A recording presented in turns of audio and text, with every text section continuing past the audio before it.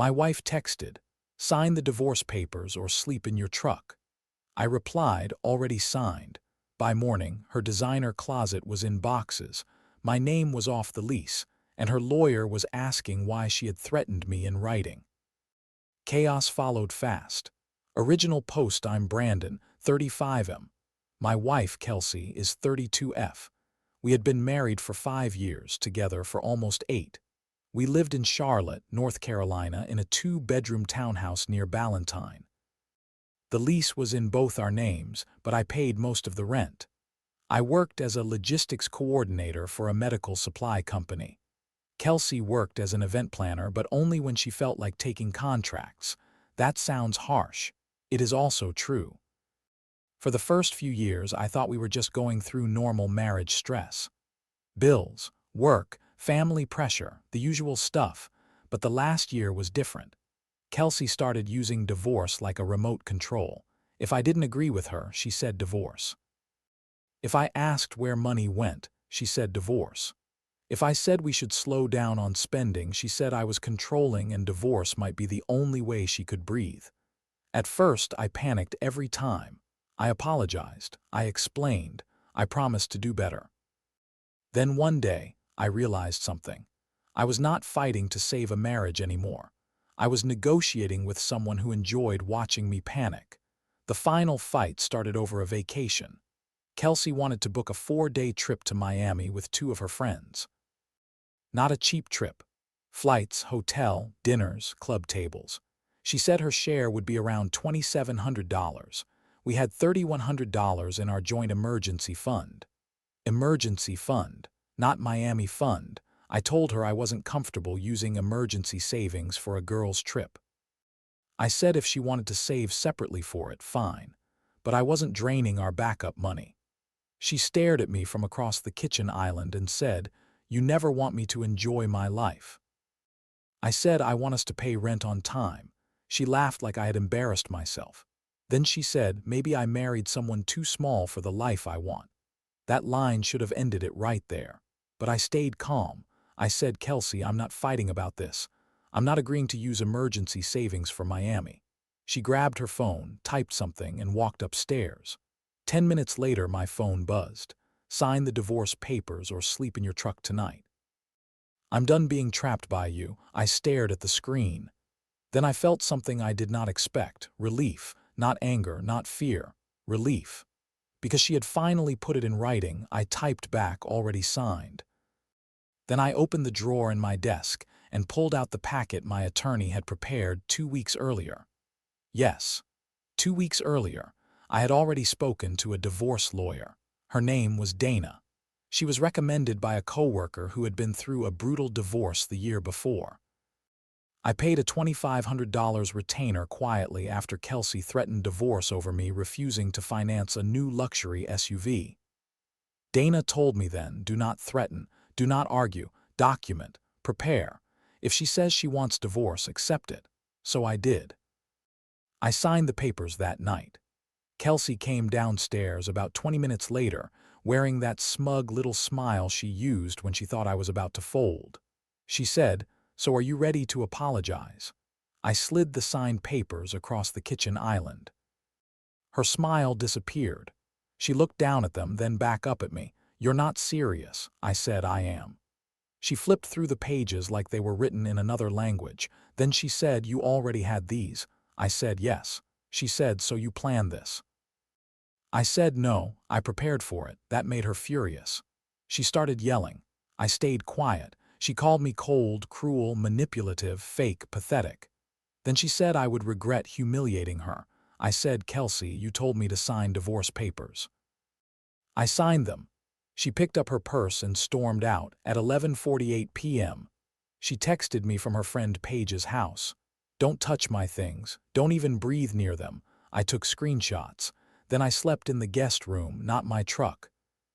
The next morning I called Dana. She said, "Email me everything.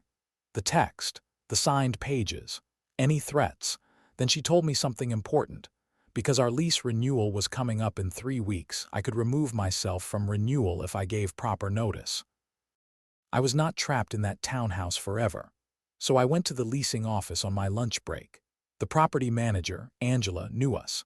She had heard Kelsey yelling in the parking lot once before and had seen enough awkward rent conversations to understand the vibe. I told Angela I would not be renewing. I gave written notice. I asked what it would cost to remove myself at the end of the term. She said nothing, as long as the lease ended normally. If Kelsey wanted to stay, she would need to qualify a loan. I almost laughed. Kelsey could not qualify a loan. That evening, I started separating my property. Not hers. Mine, my tools, my documents, my gaming console, my desk setup. The couch I bought before marriage. The bedroom dresser from my old apartment.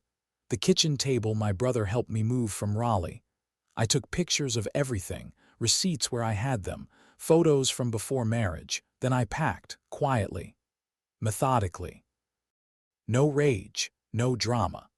By midnight, my brother Trevor and my friend Miles were helping me load a rental van. It cost me $89 plus mileage, worth every dollar. We moved my things into a storage unit in Pineville, $112 a month, climate-controlled. Kelsey's designer clothes were still in the closet. Her makeup still filled the bathroom drawers. Her decorative pillows were still on the bed, but my life was no longer wrapped around hers. At 2:13 a.m., she texted, "I hope you enjoy being alone." I replied, "I already do." Then I blocked her for the night and slept on Trevor's couch like a man who had just escaped a burning building. Update 1, 4 days later, Kelsey found out I was serious on Monday morning. Apparently, she came back to the townhouse expecting me to be sitting there, apologetic and scared, surrounded by flowers or some nonsense. Instead, half the place looked empty. My desk was gone. My couch was gone. My tools were gone. My clothes were gone. She called me 14 times. I didn't answer.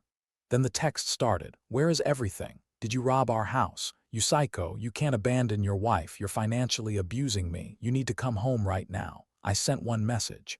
I removed my separate property and gave notice to the leasing office. Divorce communication can go through attorneys. She replied with a voice message that was mostly screaming.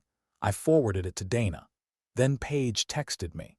Paige was one of Kelsey's closest friends. The same Paige whose house she ran to after threatening me. Paige wrote, "Brandon, I know things are emotional, but Kelsey says you emptied the house and left her with nothing. That's really messed up." I sent Paige one screenshot, Kelsey's text, "Sign the divorce papers or sleep in your truck tonight." Then my reply, "Already signed." Paige did not text back for 6 hours. When she finally did, she said she didn't mention that part. Of course she didn't. That became the theme of the week. Kelsey told people I abandoned her. She did not tell them she threatened divorce first. She told people I stole furniture. She did not tell them I had receipts from before the marriage.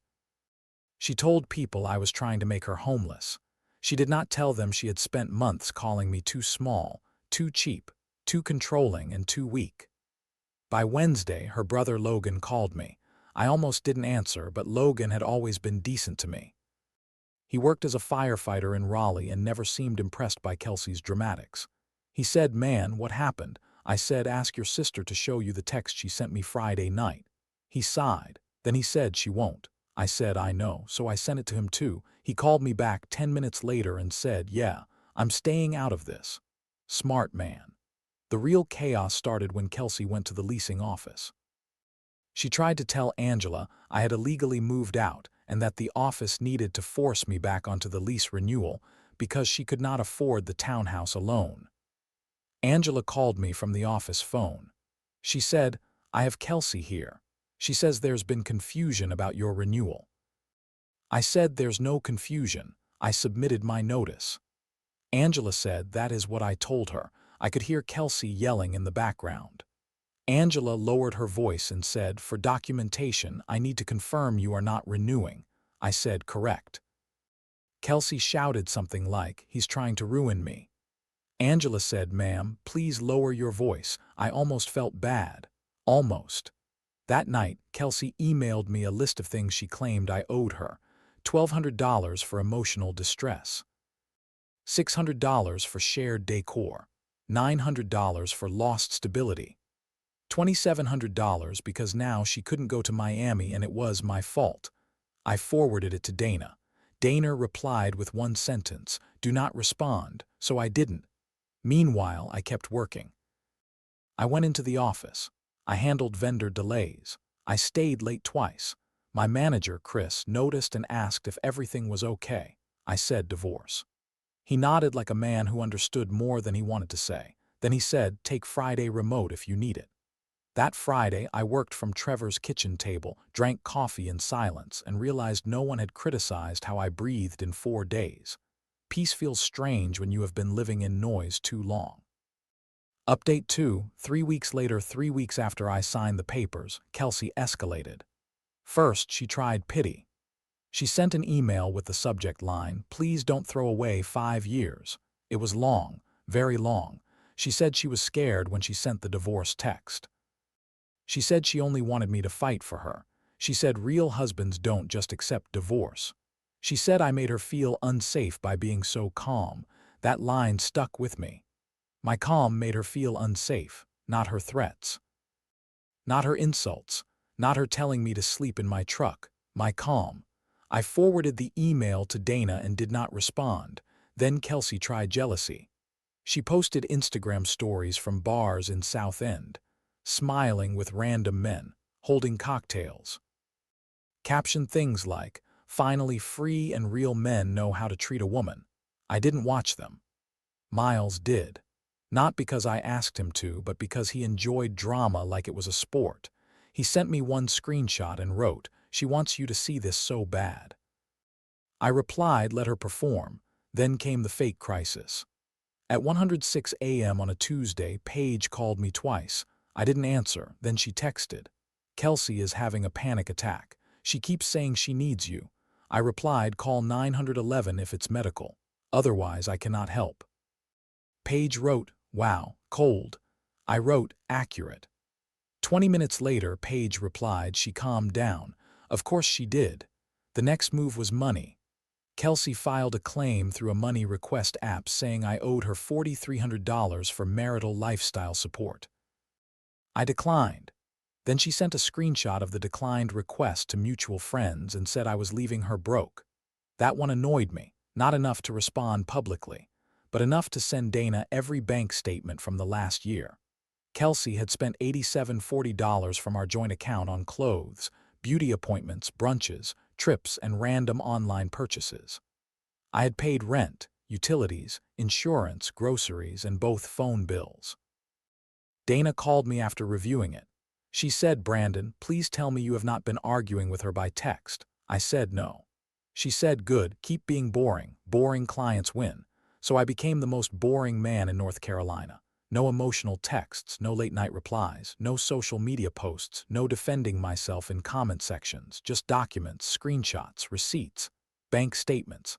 Then Kelsey showed up at my job. The receptionist called my desk and said, "There's a woman here asking for you. She says she's your wife." I closed my eyes. I said, "Please tell security she is not allowed past the lobby." 5 minutes later, Chris walked over to my desk. He said, "That your divorce situation?" I said, "Unfortunately." He said, "She's crying in the lobby." I said, "I'm not coming down." He looked at me for a second, then nodded. "Good." Security escorted her out after she refused to leave. She left an envelope at the front desk. Inside was a printed photo from our wedding and a handwritten note. "You promised forever." I photographed it, put it in a folder, and gave the original to Dana. 2 days later, I got a call from Kelsey's mother, Marlene. Marlene never liked me much. She thought Kelsey deserved a man with more money, bigger house, better everything. She once told me in my own kitchen that ambition was not my strong suit. I answered because I wanted to know what version of the story had reached her. She said, "Brandon, you need to stop punishing my daughter." I said, "Marlene, your daughter told me to sign divorce papers or sleep in my truck. I signed them." Silence. Then she said she was upset. I said, "I know. She says things when she is upset, then expects everyone else to live under them." Marlene said, "Marriage is about forgiveness." I said, "Divorce is about paperwork. Please speak to my attorney." Then I hung up.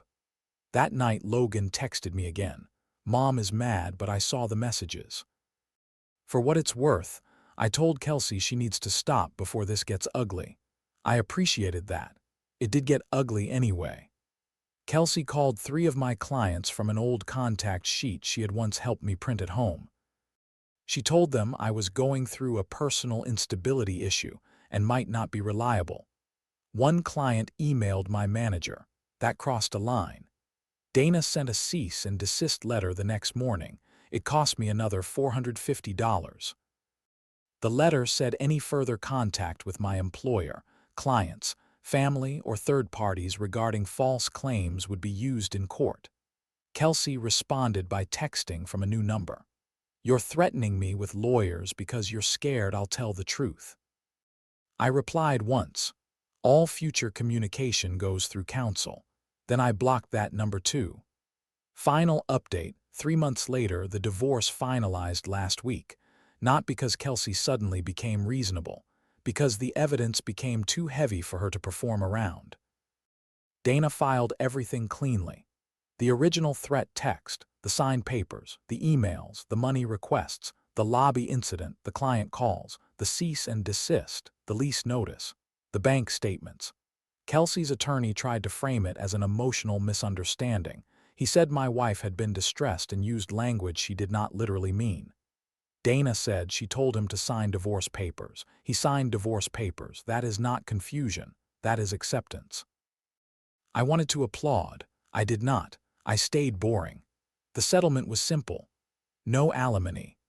No shared debt assigned to me beyond one small joint credit card which I agreed to split because it was not worth fighting over. She kept her car, which still had $6,200 left on the loan. Her responsibility. I kept my retirement. I kept my tools. I kept my storage unit full of furniture. We split the remaining joint savings, which by then was only $1,180.